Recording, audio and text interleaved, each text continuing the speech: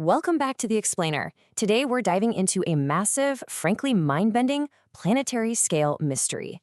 Just imagine for a second that the very foundation of our modern world, that invisible magnetic shield that allows our satellites, our power grids, and our daily logistics to actually function, suddenly started acting like it had a mind of its own.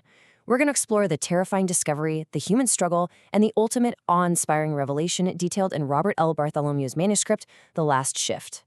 So it all really begins with this one fundamental question. What happens when our planet's oldest defense mechanism just quits? To even begin to understand this, we need to travel down to the freezing, totally isolated magnetometry lab at the Amundsen-Scott South Pole Station. It's minus 78 degrees Celsius. The whole station is literally groaning under the cold. Inside, Dr. James Winters, a geophysicist basically running on sheer dread and probably way too much caffeine, is staring at a monitor. The auroras outside aren't just rippling beautifully anymore, they're moving frantically. And his highly sensitive instruments, which are designed to catch the faintest little whispers in Earth's magnetic field, they aren't whispering, they're screaming. Okay, let's dive right into this number, 6.3%. That is the sudden, completely unnatural plunge in Earth's magnetic field strength that Dr. Winters recorded in just 21 days. And before you think this was just a localized glitch, it wasn't. Data from Kyoto, the Bay of Fundy, Taipei, and Vostok all confirmed the exact same thing. To put this into perspective, magnetic decay is supposed to happen over geological time. We're talking thousands and thousands of years. So a nearly vertical drop of 6.3% in 3 weeks, that is a catastrophic anomaly. It's the kind of number that makes scientists immediately stop hoping for an instrument malfunction and start seriously fearing for civilization. Now, what this data is actually pointing to is called a geomagnetic excursion. Basically, it's a rapid destabilization of the magnetic field. But, why does this matter to you and me? Well, human civilization has built literally everything on the assumption that this field will remain stable. If the field destabilizes in fragments, our GPS doesn't just get a little inaccurate, it completely fails because solar radiation fries the satellites. Power grids become incredibly vulnerable to massive surges, aviation hazards skyrocket, and our entire global logistics system, it simply breaks down. And this was not some slow-moving, theoretical academic problem. Look at how fast this moves. Day 1, we have that South Pole anomaly. By day 2, scientists globally validate that the field isn't just weakening, it's fragmenting and forming these temporary, highly unstable magnetic poles. Fast forward to day 24, and the weakened shield lets a massive coronal mass ejection from the sun slam into Earth, blowing out substations and crippling power grids everywhere. And then, by day 27, right in the middle of all this chaos, the Central Emergency Logistics System, the Phoenix Protocol, gets hacked. In less than a month, a quiet scientific anomaly cascaded into a total global infrastructure collapse. I really want to pause on this thought from Dr. Winters. The world did not know it yet, but its last quiet hours have begun to end. Because honestly, the scientific breakdown was only the trigger. When those grids failed and the skies started burning with these impossible auroras, the true crisis wasn't really about physics anymore. It immediately became about how human beings treat each other when the lights go out. Which brings us to the human antagonists of this crisis, the Dawn Coalition. Now, the coalition is a deeply funded, highly organized shadow network. They didn't actually cause the magnetic collapse, but man, they saw it as a massive opportunity. In their view, this catastrophe wasn't the end of the world. They saw it as a ruthless audit of modern civilization. They viewed the crisis as the perfect way to prove that official governments and centralized trust were just giant single points of failure. Within the coalition itself, though, we see two heavily contrasting leadership philosophies at play. On one side, you have Kamal al-Rashid, who champions this idea of engineered dependency. He realizes that people don't really follow force. They follow whoever turns the lights back on and hands out the bread.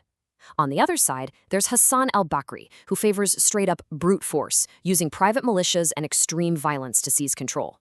But Kamal's strategy? It's chillingly logical. He wants to hijack the global logistics so that desperate people literally have no choice but to depend on his private survival markets. And this statement from Kamal perfectly sums up his entire playbook. By hacking the Phoenix Protocol, which was the very system designed to coordinate emergency relief in the first place, Kamal starved the official networks. He diverted fuel, ruined medical supplies, and routed refugees into dead ends. He didn't want to destroy the world. He wanted to create an elite, selective survival market where getting access to radiation therapies and secure shelters was determined entirely by your wealth and usefulness. He took humanity's reliance on complex systems and turned it into a weapon against them. But while Kamal was playing this grand game of chess with global logistics, the actual real-world human cost was being paid on the ground, specifically at places like Safe Zone Bravo. Tucked deep inside a mountain complex in North Carolina, Colonel David Chen and Major Elena Torres found themselves desperately defending thousands of civilians. Safe Zone Bravo was a hardened logistics node that suddenly had to become a life raft for 6,000 panicked people. And as Kamal isolated their supply lines and Hassan's forces physically assaulted the mountain gates, the situation looked pretty much completely hopeless. The Dawn Coalition's models predicted absolute chaos and dependency. They expected people to just break. But inside that mountain, humanity improvised. People organized themselves completely organically. They were literally taking strips of tape and tagging themselves with their skills. Medics, engineers, cooks, mechanics, folks stepping up for elder care, people organizing to look after the animals. Instead of turning on each other under the immense pressure of a siege, the people in Safe Zone Bravo figured out how to become incredibly useful to one another. They built a functioning community right smack in the middle of a war zone. So we have a planet that seems to be tearing itself apart magnetically, and humanity is fighting over the scraps. But what if the collapse wasn't a failure at all? Let's bring our attention back to Dr. James Winters down at the South Pole.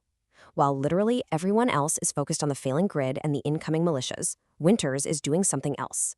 He's looking up at the sky, and he notices that those frantic auroras are forming impossible, repeating geometric lines, sharp, precise angles that simply do not exist anywhere in natural weather patterns.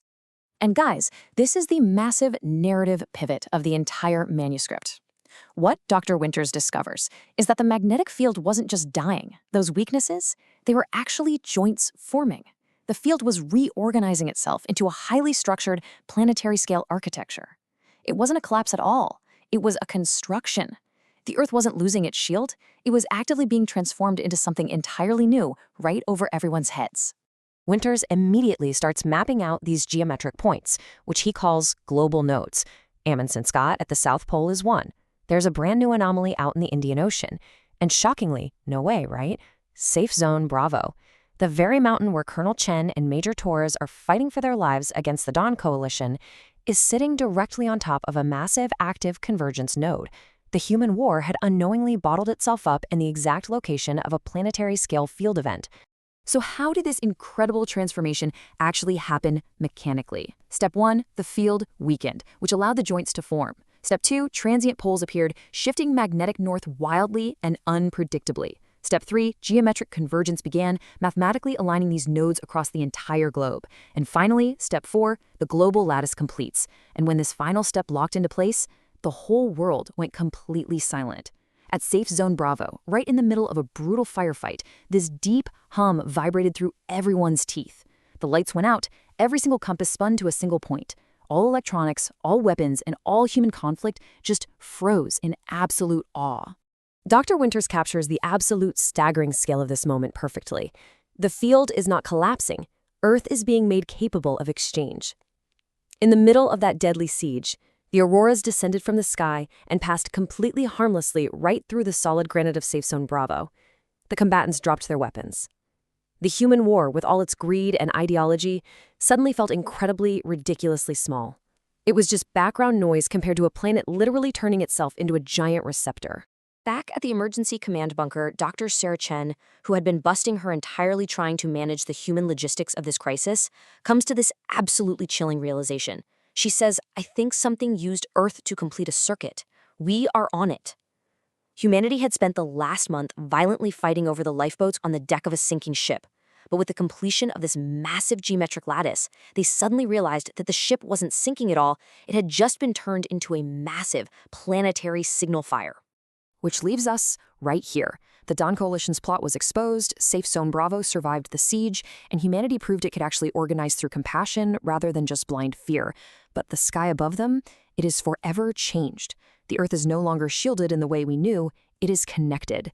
And that leaves us with one final, deeply provocative question to chew on. The world has become an instrument, so who is about to play it?